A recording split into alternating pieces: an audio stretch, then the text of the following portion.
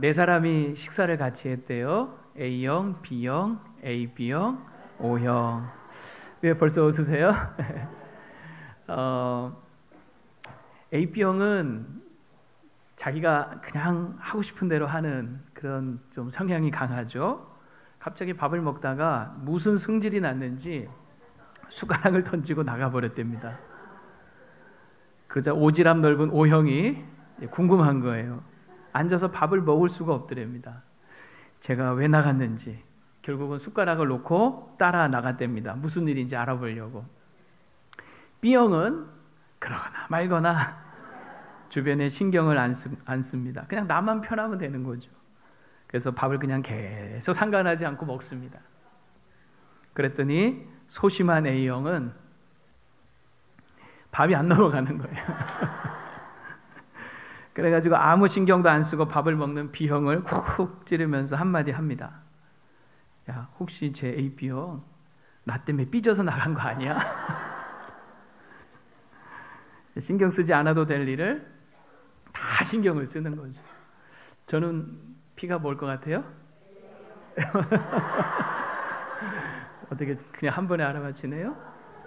저는 소심한 A형입니다. 그래서 정말 신경 안 써도 될 일들을 많이 신경을 써요. 예배 중에 누가 갑자기 나가면 설교하다가 그 뒤로 설교가 안 됩니다. 저 사람이 왜 나가지? 설교를 은혜 못 받고 있나? 막 신경이 막 계속 쓰이는 거죠. 누가 설교 중에 인상만 쓰고 있어도 저분은 왜 인상 쓰고 있을까? 오다가 누구랑 싸웠나? 계속 신경이 쓰이는 거죠. 여러분 사람 참 안 바뀌죠, 그렇죠? 그래서 가끔 어떤 이런 말도 하잖아요. 사람은 절대 안 바뀐다. 그런 말도 하는데 이 말은 분명히 어떤 부분에서는 맞는 말입니다. 사람은 안 바뀌죠. 어떤 면에서 안 바뀌냐면 이 타고난 기질, 이 타고난 이 기질은 절대로 안 바뀌죠. 그렇게 교회를 오래 다니고 그렇게 세월이 흐르고 나이를 먹어도 이 기질은 안 바뀌더라는 거예요. 그래서 제가 한번 곰곰이 생각을 해봤어요. 왜 안 바뀔까? 왜 하나님은 이 기질도 안 바꿔주실까? 가만히 생각해 보니까 이 타고난 이 기질이라고 하는 것은 누가 주신 걸까요? 하나님이 주신 거예요, 우리에게. 근데 여러분 하나님은 실수하시는 분이 아니잖아요. 그러니까 나에게 이런 기질을 주신 것은 실수가 아닌 거죠. 나는 실패작이 아닌 거죠. 그래서 하나님은 이 기질을 바꿔주시지 않으세요. 실수하지 않으셨는데 왜 바꿔주세요? 그래서 오히려 하나님은 우리의 그 타고난 기질을 그냥 기질대로 사용하십니다. 기질을 바꾸시는 게 아니라 그냥 기질대로 쓰시더라고요. 그래서 이제 대표적으로 우리가 바울과 바나바를 보면 기질이 완전히 다른 사람이죠. 바울은 굉장히 목표지향적인 그런 기질을 가진 사람이고 바나바는 관계지향적인 그런 기질을 가진 사람이죠. 근데 하나님은 둘 다 그냥 다 쓰시는 거예요. 바울은 그냥 바울대로 그렇게 쓰시고 바나바는 바나바대로 또 그렇게 적절하고 요긴하게 쓰시는 거예요. 그래서 여러분 자신을 사랑하시고 인정하시고 나는 왜 이 땅으로 태어났나 이렇게 생각하지 마시고 이렇게 태어나게 하신 하나님께 감사하시기 바랍니다. 내가 이렇게 태어난 거죠. 기질적으로. 그거는 잘못된 게 아니라는 거죠. 하나님 실수하신 게 아니라는 거예요. 그런데 또 분명한 사실이 또 하나 있어요. 그건 뭐냐면 예수님을 만나면 사람은 반드시 또 바뀐다는 거예요. 근데 뭐가 바뀌느냐면 이 타고난 기질이 바뀌는 게 아니라 살아가는 인생의 목적과 방향이 바뀌는 거예요. 내가 왜 사는지, 무엇을 위해 사는지, 무엇을 위해 살아야 되는지 이 목적과 방향이 바뀝니다. 왜냐하면 인생의 주인이 바뀌잖아요. 예수님을 만나기 전에는 인생의 주인이 나였어요. 그런데 예수님을 만나고 나니까 예수님이 나의 구주시고 주가 되시는 거죠. 그래서 예수님을 위해서 살기 시작을 하는 거예요. 인생의 목적과 방향이 달라지는 거죠. 역사를 우리가 예수님을 기점으로 해서 BC와 AD로 나누듯이 예수님을 만나고 나면 만나기 전과 후가 완전히 그래서 달라지는 것입니다. 정말 예수님 만나고 난 이후에는 새로운 인생이 되는 거죠. 그런 즉 누구든지 그리스도 안에 있으면 어떻게 돼요? 새로운 피조물이라. 이전 것은 지나갔으니 보라 새 것이 되었도다. 새 것이 되었도다. 할렐루야. 또 요한복음 5장 24절에 보면 내가 진실로 진실로 너희에게 이르노니 내 말을 듣고 또 나 보내신 이를 믿는 자는 어떻게 돼요? 영생을 얻었고 심판에 이르지 아니하나니 사망에서 생명으로 옮겼느니라. 여러분, 이게 엄청난 은혜 아닙니까? 그러니까 정말 이 은혜를 받은 사람들은요, 그 인생이 새롭게 될 뿐 아니라 그 내세까지도 완전히 바뀌는 거예요. 내세가 바뀌는 거예요. 심판에서 생명으로 옮겨지는 거예요. 사망에서 생명으로 옮겨지는 영생을 얻게 되는 거죠. 여러분, 그래서 이 은혜는 강력한 거예요. 한 사람의 인생을 송두리째 바꿀 뿐 아니라 그 한 사람의 내세까지도 완전히 바꿔버리는 거죠. 이 강력한 은혜의 증인이 바로 오늘 사도 바울입니다. 바울은 자신이 얼마나 이 강력한 은혜를 받았는지를, 그리고 그 이후에 자신의 인생이 어떻게 변화되었는지를 오늘 아그리빠 왕 앞에서 자신의 경험을 간증하면서 생생하게 고백을 하고 있어요. 오늘 그 내용을 함께 살펴보려고 하는데요. 자, 13절은 이렇게 시작합니다. 13절 같이 읽어볼까요? 시작. 왕이요, 정오가 되어 길에서 보니 하늘로부터 해보다 더 밝은 빛이 나와 내 동행들을 둘러 비추는지라. 자, 때는 언제입니까? 정오예요. 여러분, 정오는 해가 가장 어떤 때입니까? 밝은 때죠. 그런데 그 정오의 햇빛보다도 더 밝은 빛이 사도 바울과 그 일행을 둘러 비춘 겁니다. 이 해보다 더 밝은 빛은 무엇일까요? 해보다 더 밝은 게 있을 수 있나요? 있다는 거죠. 그건 누구냐? 예수 그리스도, 빛이신 예수님. 그러니까 해보다 더 밝은, 정오의 햇보다 더 밝은 빛이신 예수님께서 지금 빛으로, 빛 가운데 누구를 만나신 거냐? 바울을 만나 주신 거예요. 그를 찾아오시고 그를 만나 주시고 그를 새롭게 하시고 그를 구원하시고 그를 바꾸어 주시기 시작을 하는 거죠. 여러분, 이게 바로 은혜라고 하는 거죠. 그래서 이 이후에 이전에 그 바울은 온데간데 없이 사라지고 완전히 새로워진 바울만 남게 되는 겁니다. 근데 여러분, 먼저 한번 말씀을 한번 나눠볼까요? 바울이 이런 은혜를 받을 자격이 있나요, 없나요? 사실 자격이 없는 사람이에요. 그는 예수를 박해하던 사람 아니었습니까? 근데 주님이 먼저 찾아오시고 만나주신 거예요. 그의 인생을 새롭게 하시고 바꿔주신 거죠. 아무런 자격이 없는데 이 은혜를 베풀어 주신 거예요. 그래서 은혜가 뭐냐? 은혜에 대한 정의를 한번 내려본다면 아무런 자격 없는 자에게 갚을 길 없이 베풀어 주시는, 다시요, 값 없이 베풀어 주시는, 갚을 길 없는 하나님의 측량할 수 없는 사랑. 이게 뭡니까? 은혜예요. 한번 같이 해봅시다. 시작. 아무런 자격 없는 자에게 값없이 베풀어 주시는, 갚을 길 없는, 측량할 수 없는 하나님의 사랑. 이게 은혜예요. 사실 이 바울은 보면 이런 은혜를 받을 자격이라고는 정말 눈꼽만치도 없는 사람이었어요. 14절에 보면 바울의 인생을 예수님께서 이렇게 표현을 하십니다. 14절 뒷부분에 보면 가시채를 뒷발질하기가 내게 고생이니라, 이런 말씀을 하세요. 가시채를 뒷발질한다 하는 이 말이 뭐냐면요, 한번 사진 그림 한번 보시면 가시채가 뭐냐면 이 소를 끌 때 저 사람이 지금 손에 이게 들고 있는 막대기 하나 보이시죠? 저게 가시채인데 저 막대기 끝에 뾰족한 쇠나 가시를 박아 놓은 거예요. 저게 가시채입니다. 그러니까 농부들이 소를 몰다가 소가 말을 듣지 않을 때 어떻게 합니까? 저 가시채로 때리는 거죠. 때리는 거예요. 그러니까 주인이 이랴 하면 어떻게 해야 돼요? 이리로 가야 되고, 저랴 하면 어디로 가야 돼요? 저리로 가야 되는 거예요. 이랴 하면 이리로 가고 저랴 하면 저리로 가야 되는데 가끔 이 소들이 고집을 피우면서 싫다는 거죠. 이랴 하는데 자꾸 저쪽으로 가고 저랴 하는데 자꾸 이쪽으로 가는 거예요. 그러면 주인이 어떻게 한다고요? 가시채로 때리는 거죠. 그럼 때리면 어떻게 해야 돼요? 소는 아프죠. 아프니까 얼른 어떻게 해야 됩니까? 주인이 가자고 하는 쪽으로 가야 되는 거죠. 그런데 가끔 보면 아주 못돼 먹은 소가 있어요. 이 못돼 먹은 소는 주인이 때리면 아프다고, 왜 때리냐고 반항하면서 어떻게 합니까? 뒷발질을 하는 거예요. 뒷발질. 누구한테? 주인한테 뒷발질을 막 하는 거죠. 그러면 주인은 어떻게 할까요? 더 때리는 거지. 그러니까 뒷발질 하면 할수록 더 맞는 거예요. 더 아픈 거예요. 더 고생하는 거예요. 근데 보면 아주 상습적으로 뒷발질하는 소들도 있어요. 그런 소들 때문에 이 주인이 가끔 그 쟁기에 아예 가시채를 고정으로 박아놔요. 그래가지고 뒷발질만 하면 다치는 거예요. 뒷발질만 하면 쑤시는 거예요. 뒷발질만 하면 아픈 거죠.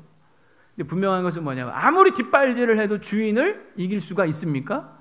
주인을 이길 수는 없는 거예요. 그냥 자기만 고생하는 거예요. 바울이 그렇게 인생을 살아왔다는 거죠. 그래, 그만 좀 이제 뒷발질하고 그만 좀 고생해라. 이제 내가 이끄는 대로 좀 살아라. 그런 의미인 거예요. 여러분, 우리 주변에도 보면 이렇게 가시채를 뒷발질하는 것 같이 고집 피우는 인생들이 있어요, 없어요? 있죠. 어디에 있어요? 지금 집에도 있고. 정말 우리 주변에 이런 아주 고집스러운 인생들이 있잖아요. 보면 참 딱하죠. 하나님을 이겨먹을 수는 없는 건데, 그러니까 하나님을 이겨먹으려고 하니까, 하나님과 자꾸 싸우니까 누구만 손해입니까? 자기만 손해예요. 절대로 하나님을 이길 수는 없는 거죠. 그런데도 마치 그게 자기가 잘 사는 것인 줄 착각하면서 계속 가시채를 뒷발질하는 그런 인생들 있더라는 거예요. 자, 그러면 생각을 해보세요. 이 소가 그냥 계속 가시채를 뒷발질을 계속하면 여러분 주인이라면 어떻게 하시겠어요? 하도 안 되면 그 소를 확 팔아버리든지 아니면 확 그냥 잡아서 죽여버리는 그럴 것 같잖아요. 그런데 우리 주님은 이 가시채를 뒷발질해대는 이 바울을 어떻게 하십니까? 끝까지 은혜를 베푸시는 거예요. 그 은혜가 뭐냐? 세 가지로 한번 생각을 해보면, 첫째는 죽어 마땅한 자를 죽이지 않고 살려주십니다. 오늘 강한 빛 가운데 주님이 바울을 찾아오셨다 그랬잖아요. 그 빛에 완전히 압도를 당해서 그 자리에서 엎드러지죠. 14절에 보면 그대로 엎드러집니다. 꼬꾸라졌다라고 하는 거예요.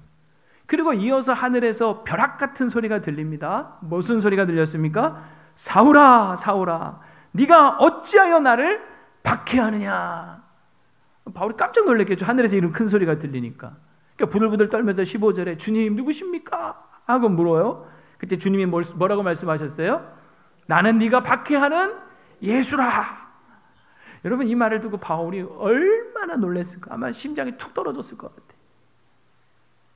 지금 바울은 예수를 믿는 자들을 체포하고 잡아서 가두어서 예루살렘으로 끌고 오려고 지금 가는 중 아닙니까?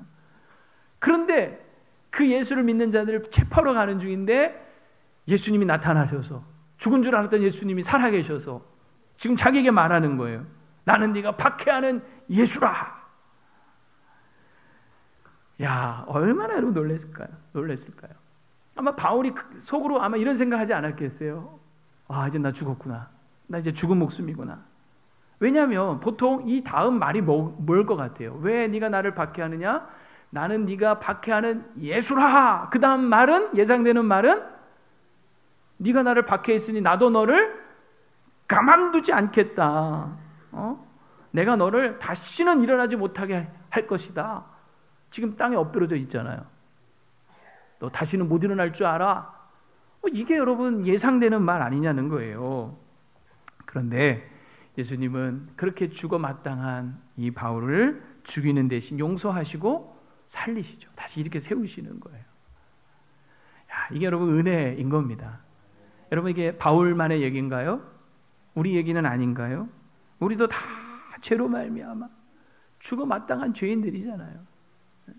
저만 그런가요? 저는 그래요. 정말 죽어 마땅한, 벼락을 맞아도 몇 번을 맞았어도 시원치 않을 죄인이죠. 그런데 지금 제가 이렇게 살아서 멀쩡히 서 있는 것은 정말 나 같은 죄인 살리신 주은혜 놀라워. 나 같은 죄인 살리신 주은혜 놀라워. 주님의 은혜로 내가 지금 이렇게 살고 있는 거죠. 두 번째로는요, 주님의 이 베푸신 가시채를 뒷발질하기를 멈추지 않는 이 바울에게 베푸신 은혜는 뭐냐면 원수를 도리어 종과 증인으로 삼으시는 거예요. 살려주신 것만 해도 정말 감지덕지한데 과분하게도 예수님은 이 바울을 자신의 종으로, 자신의 증인으로 삼으시는 거예요. 16절을 한번 보세요. 16절입니다. 시작. 일어나 너의 발로 서라. 내가 내게 나타난 것은 곧 네가 나를 본 일과 장차 내가 너에게 나타날 일에 너로 종과 증인을 삼으려 합니다. 먼저 일어나 너의 발로 서라 라고 합니다. 이건 마치 사도 임명식을 하는 것 같아요. 그리고 파송식을 하는 것 같아요. 정말로 17절에 보면 바울을 이스라엘과 이방인에게로 보내시죠. 그 이유가 뭐냐면 18절에 나와 있어요. 18절은 여러분 오늘 꼭 한번 외우셨으면 좋겠어요. 자, 18절 한번 읽어봅시다. 시작. 그 눈을 뜨게 하여 어둠에서 빛으로, 사탄의 권세에서 하나님께로 돌아오게 하고, 죄사함과 나를 믿어 거룩하게 된 무리 가운데서 기업을 얻게 하리라 하더이다. 아멘. 이게 여러분 놀라운 은혜인 거죠. 사도 바울이 경험한 은혜입니다. 그는 눈이 어두웠어요. 그래서 어둠 가운데 있었어요. 그런데 하나님이 그 눈을 뜨게 하셔서 어둠에서 빛으로, 사탄의 권세에서 하나님께로 돌아오게 하셔서 죄사함을 얻게 하시고, 그리고 주님을 믿어서 거룩하게 된 무리가 얻을 수 있는 그 기업, 이게 뭘까요? 거룩한 무리, 성도가 받는 기업은 영원한 하나님 나라, 천국, 영생을 말하는 거거든요. 그러니까 이 은혜를 지금 바울이 먼저 받은 거죠. 어두운 눈을 뜨게 되고 사탄의 권세에서 하나님께로 돌아와 죄사함과 영생과 천국의 기업을 받게 된 겁니다. 정말 큰 은혜죠. 사실 여러분, 이 바울은 누굽니까? 십자가의 원수잖아요. 십자가의 원수. 예수님의 원수잖아요. 그런데 이 원수를 오히려 예수님의 종으로, 증인으로, 이 강력한 은혜를 증거하는 사람으로 삼아버리신 거예요. 여러분, 원수를 이기는 방법이 있습니다. 하수가 하는 방법이 있고 고수가 하는 방법이 있어요. 원수를 이기는 방법. 하수는 어떻게 할까요? 원수와 싸웁니다. 원수를 죽입니다. 그래서 이겨서 원수를 없애는 거. 이게 하수들이 하는 거예요.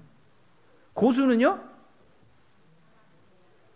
원수를 자기 편으로 만들어버립니다. 자기 사람으로 만들어버립니다. 원수를 친구로 만들어버리는 거예요. 싸우지 않고. 이게 뭐예요? 고수예요, 고수. 예수님은 하수예요, 고수예요? 정말 고수 중에 고수인 거죠.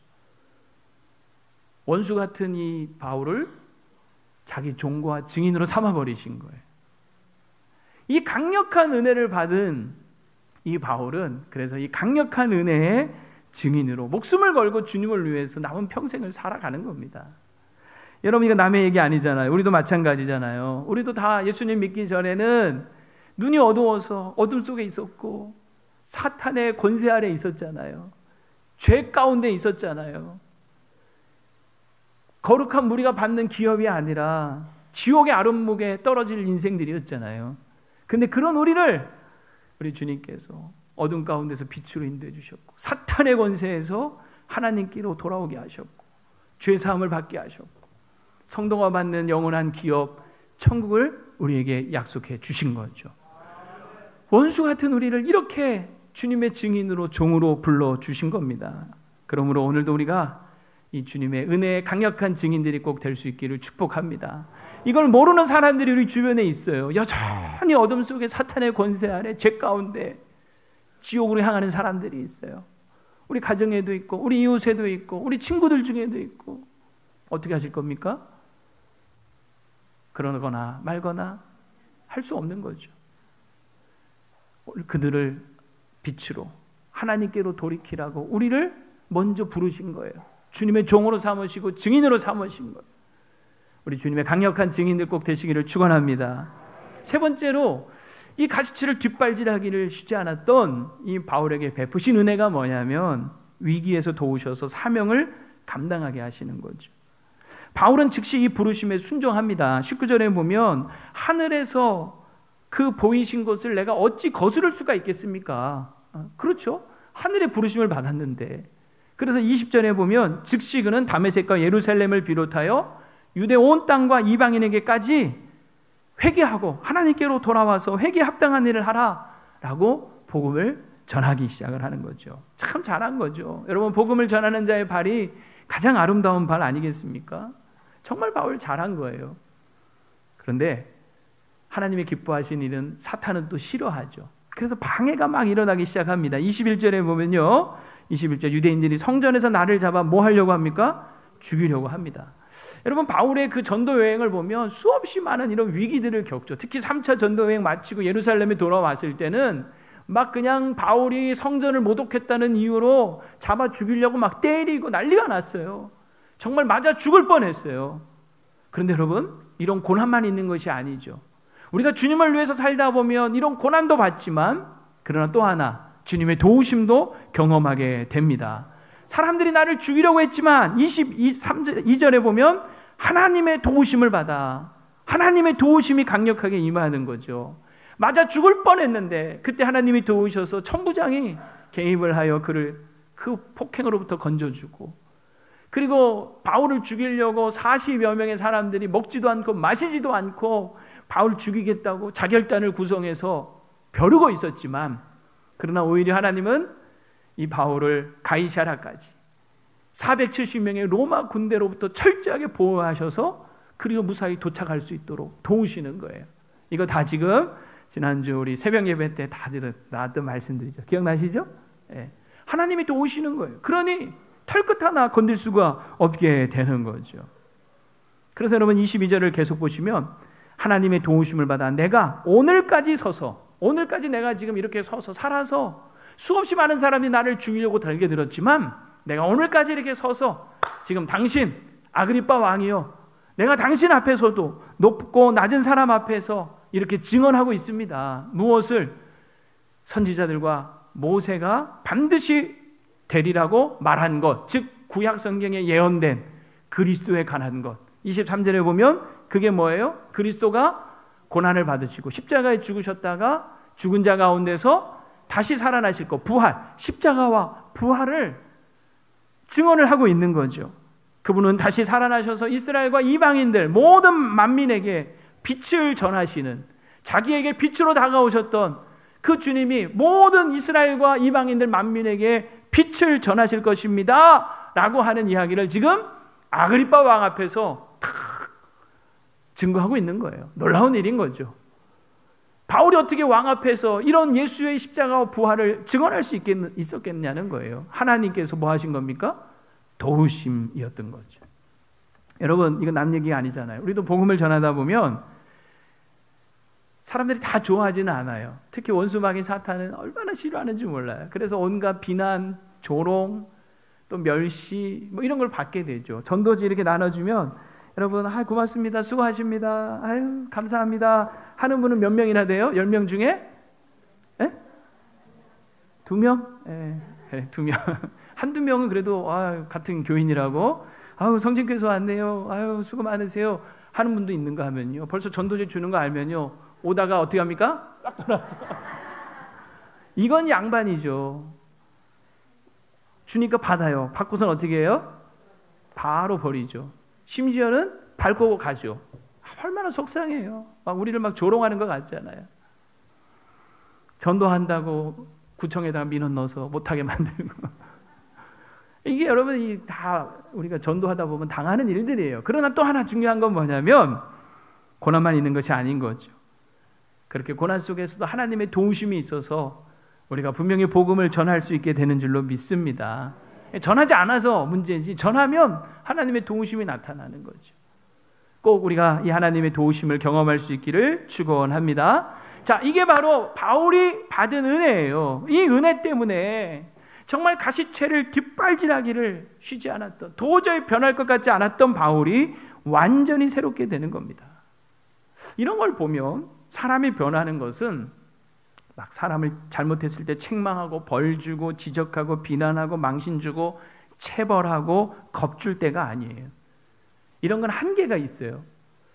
벌을 준다고 하니까 벌 받는 게 무서워서, 맞는다고 하니까 맞는 게 두려워서, 망신 당할까 봐 창피해서 뭐 잠깐 변하는 것처럼 보일 수 있을지 모르지만 그때뿐인 거예요. 정말 속은 변하지 않는 거죠. 오히려 때로는 반항심만 막 생길 때도 있어요. 제가 참 부끄러운 얘기지만 제 흑역사 하나를 오늘 또 좀 고백을 하려고 합니다.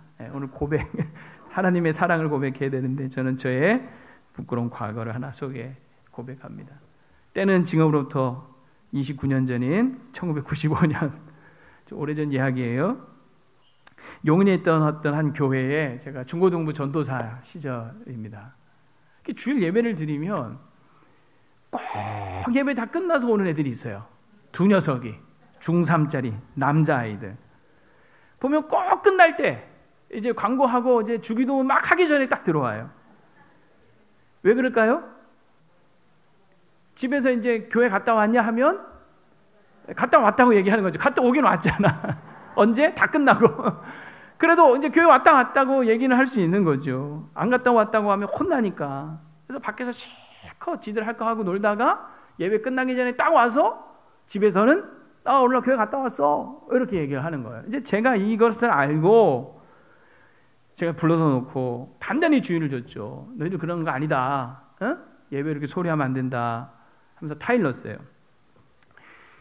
근데 그 다음 주일날이 됐는데 또 안 보이는 거예요, 녀석들이. 그래서 속으로 제가 막 화가 확 올라오더라고요. 오늘은 내가 가만 안 둬야 되겠다. 두고 보자. 이렇게 이제 봤는데 아니나 다를까 또 끝날 때쯤 또 딱 들어오더라고요. 그래서 제가 예배 끝나자마자 야, 니들 따라와 하고서는 교회 옥상으로 끌고 올라갔어요. 똑바로 서! 그리고 일장 연설을 했죠, 막. 근데 이 녀석들이 전사님이 그래도 야단을 치고 하면 막 죄송하다는 느낌으로 이렇게 좀 똑바로 서 있어야 되는데 그냥 삐딱하게 막 티껍다듯이 뭐 이러고 있는 거 태도가 너무 불손한 거예요. 그래서 순간적으로 제가 화가 확 치밀어 오르더라고요. 저도 그때 뭐 20대 중반이니까 얼마나 혈기왕성합니까? 그래가지고 그 태도가 불순한 게 너무 화가 나가지고 이 자식들 하면서 그냥 배때지를 한 대씩 퐁퐁 쳤어. 너희 같은 녀석들은 맞아야 돼. 네? 맞아야 정신 좀 차리지. 지금 생각하면 있을 수 없는 일이죠. 자, 그때는 진짜 젊어서 철없었던 것 같아요. 근데 또 오늘 오전에 일부 예배 때 목사님 맞는 것도 은혜입니다 하고 가더라고요, 어떤 분이. 근데 어쨌든 그렇게 애들을 이제 때렸어요. 그들이 어떻게 됐을까요? 애들이 그냥 무릎을 꿇고 전도사님, 저희가 잘못했습니다. 다시는 안 그렇게 한 번만 봐주세요. 싹싹 빌면서. 개가 천선했으면 얼마나 좋겠어요? 월요일 날 새벽이 됐는데 담임 목사님이 저를 부르시는 거예요. 월요일 날 새벽같이 부르실 일이 없잖아요. 그래서 놀래서 가보니까 어떤 권사님 한 분이 같이 앉아 계시는데 이 권사님이 새벽기도 오시다가 교회 입구에 있는 전봇대에 붙어있는 종이 하나를 떼가지고 오신 거예요. 거기에 뭐라고 써있냐면 은강교회 김종천 전도사 사람 때린다.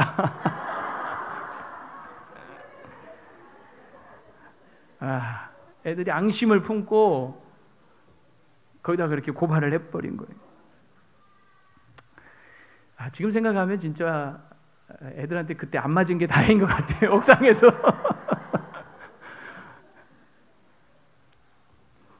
엄청나게 목사님한테 깨지고 얼마나 부끄럽든지. 근데 문제는요, 그대로 애들이 꼴보기가 싫은 거예요. 이놈의 새끼들 말이야. 내가 뭘 그렇게 잘못했어? 맞는 말 했잖아요. 예배를 똑바로 안 드리고 예배 시간에 늦고 예배를 무시하고 하나님을 무시하는 거다. 제가 이제 예배를 똑바로 드려 가르친 거잖아요. 틀린 말 아니잖아요. 맞죠? 그죠? 네. 그런데 문제는 그렇게 야단치고 때린다고 애들이 바뀌는 것은 아니더라는 거죠. 근데 참 감사한 게 그렇게 꼴 보기 싫었는데 애들이 그 뒤 바로 얼마 지나고 여름 수련회가 있었어요. 중고등부 여름 수련회. 그래서 그 아이들 데리고 다 이제 같이 갔죠. 근데 그 예수전도단 집회였는데 아이들은 아이들대로 집회를 하면서 또 한쪽에서는 교육자, 교사들과만 따로 모아놓고 교사 세미나, 교사 강습회식으로 따로 이렇게 강의를 해줬어요.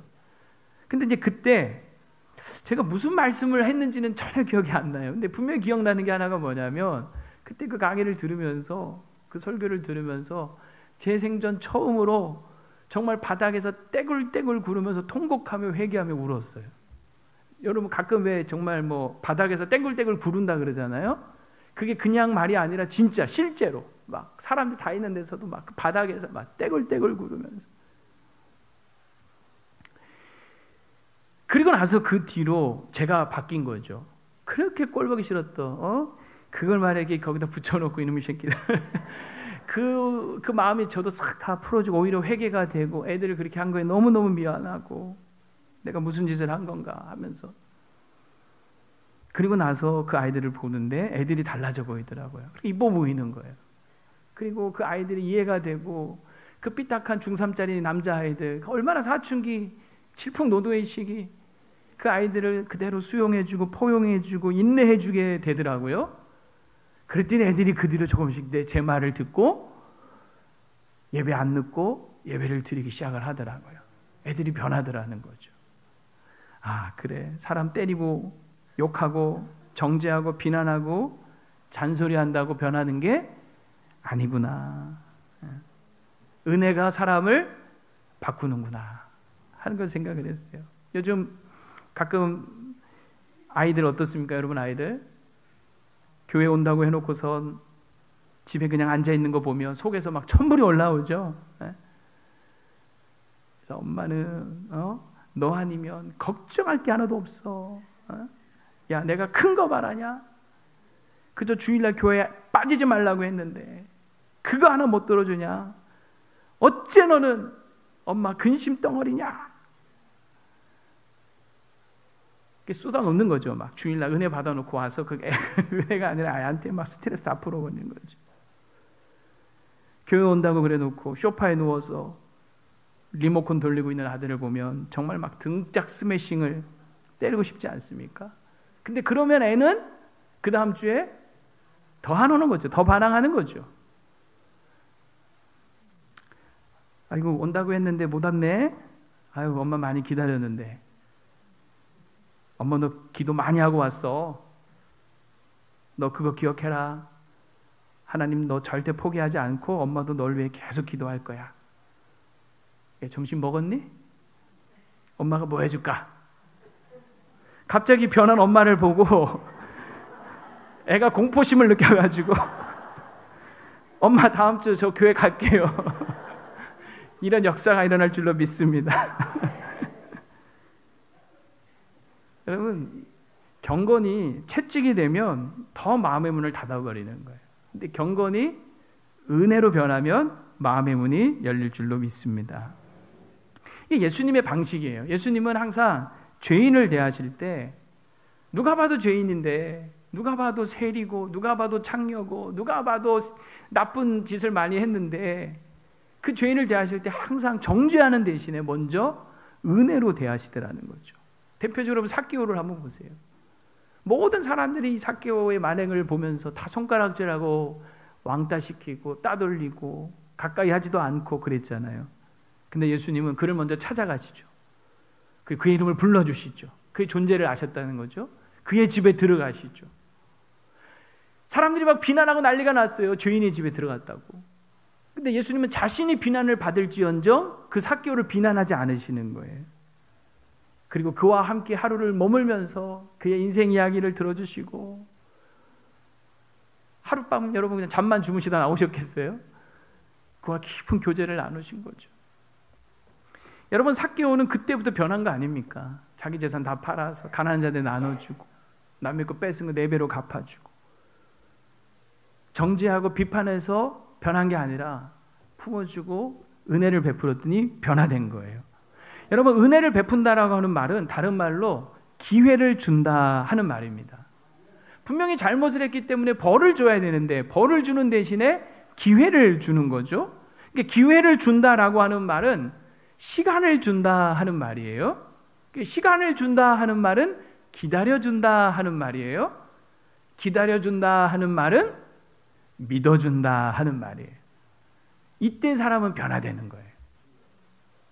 왜 자막 지금 나오네요. 자 다시 은혜를 베푼다는 말은 기회를 주는 것은 시간을 주는 것은 기다려주는 것, 기다려주는 것은 믿어주는 거죠. 본인도 분명히 자기가 무엇을 잘못했는지 알고 두려워하고 있는데 등을 두들겨주면서 그래도 나는 너를 끝까지 믿는다. 앞으로 잘하면 되지 하면서 기회를 줄 때 사람은 정말 다시 한번 잘해보고자 하는 용기를 갖게 되는 거죠. 나를 믿어주는 대로, 기다려주는 대로 사람은 그렇게 되려고 애쓰게 돼 있는 거예요. 그런데 반대로 그럼 그렇지. 내가 널 믿은 게 미쳤지. 넌 왜 항상 그 모양이냐. 앞으로 내가 너를 어떻게 믿냐 하면서 막 비수를 날리고 화살을 쏘고 돈을 던지면 그나마 한번 잘해보고자 싶은 마음도 다 꺾이는 거예요. 그래 나는 안 돼. 나는 틀렸어. 나는 이래 살다 죽어야지. 잘해보고 싶은 마음조차도 꺾어버리는 거죠. 그래서 변하지 않는 거예요. 여러분, 은혜를 베풀어서 기회를 주고 시간을 주고 기다려주고 믿어주면 마냥 더딘 것 같고 정말 어느 세월에 저게 변하나 싶어서 쉽진 않아요. 하지만 분명한 것은 그것이 사람을 궁극적으로 변화시킬 수 있는 원리입니다. 힘입니다. 여러분, 이 원리를 가정 안에서 한번 실천해 보시기를 바랍니다. 여러분, 자녀들에게 한번 실천해 보시기를 바랍니다. 여러분, 이웃 관계, 이 사람들과의 관계 속에서도 한번 실천해 보시기를 바랍니다. 여러분, 세상에 강한 것들이 많이 있어요. 자본주의 시대에 많은 사람들이 가장 강력한 것을 돈이라고 생각할지도 모르겠어요. 정말 돈이면 다 되는 황금 만능 시대 아닙니까? 군인들은 가장 강력한 것을 뭐라고 할까요? 핵무기라고 하겠죠. 핵무기. 전쟁의 양상을 바꾸고 모든 것을 파괴하고 심지어는 인류를 멸망시킬 수도 있는 거 아닙니까? 그런데 또 반면 무슨 소리냐? 펜이 칼보다 강하다 하면서 글을 쓰는 사람들은 한편의 소설이나 한편의 시가 더 강한 힘이 있다라고 말할지도 모르겠습니다. 뭐 이런 식으로 교육학자들은 교육이, 음악을 하는 사람들은 음악이, 연인 사이에는 사랑이 가장 강력하다라고 말을 하겠죠. 뭐 다 저마다 일리가 있는 말이지만, 그러나 우리는 분명히 믿습니다. 세상 그 어떤 것보다도 가장 강력한 것이 있으니 그것은 뭘까요? 은혜라고 하는 거예요. 은혜. 왜냐? 이 은혜로 우리가 살기 때문인 거죠. 은혜 아니면 살아갈 수가 없는 거죠. 모든 만물이, 저와 모든 만물이 지금 살 수 있는 것은요, 하나님의 은혜 때문인 거예요. 하나님이 해를 비춰주시고 하나님이 비를 내려주셔서 우리가 살고 있는 거예요. 하나님이 해를 거두시고 하나님이 비를 내리지 않으시면 어느 누구도 살 수가 없는 거죠. 이것을 인정하든 인정하지 않든 이건 사실인 거예요.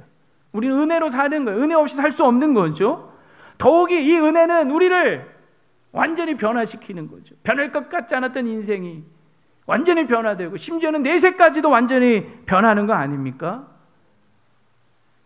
정말 우리는 은혜 없이 살 수 없는 거예요. 은혜로 사는 거예요. 마땅히 죽어야 될 우리를 죽이지 않고 살려주신 것도 은혜요. 십자가의 원수였던 우리를 도리어 주님의 종과 증인으로 삼아주신 것도 은혜요. 세상 살면서 수없이 많은 위기들이 있었지만 그때마다 도우셔서 오늘 여기까지 서서 사명을 감당할 수 있게 하신 것도 은혜입니다. 은혜보다 강한 것이 없는 거죠. 은혜는 죄도 이기고 정죄도 이기고 심판도 이기고 운명도 이기고 고난도 이기고 심지어는 죽음도 이기는 거예요. 그래서 여러분, 절대로 여러분 자신을 보면서 자신의 신세나 운명이나 죄를 탓하면서 한숨 쉬지 마십시오. 절망하지 마십시오. 나 이제 틀렸어. 나 같은 것은 아무 쓸모 없어. 나는 이제 끝났어. 나는 죽었어. 나는 더 이상 소망이 없어. 여러분, 그런 생각이 들 때 그거보다 더 큰 것이 있다. 더 강력한 것이 있다. 기억하셔야 합니다. 그게 뭡니까? 우리를 살리시고 우리를 살게 하시고 우리를 새롭게 하시는 하나님의 은혜가 있습니다. 우리가 누군가를, 다른 사람을 바라볼 때도 마찬가지예요. 저 인간은 안 돼. 쟤는 틀렸어. 소망 없어. 절대로 예수 안 믿을 거야. 그런 생각 하시면 안 돼요. 그것보다 더 강력한 것이 있으니 가시채를 뒷발질하기를 멈추지 않는 자들에게도 베풀어 주시는 하나님의 은혜. 그 은혜로 그 사람을 볼 수 있기를 바랍니다. 세상에서 가장 강력한 것이 은혜예요. 그러므로 그 은혜를 받은 저와 여러분이 가장 강력한 은혜의 증인들이 꼭 되실 수 있기를 주의 말씀으로 축원합니다.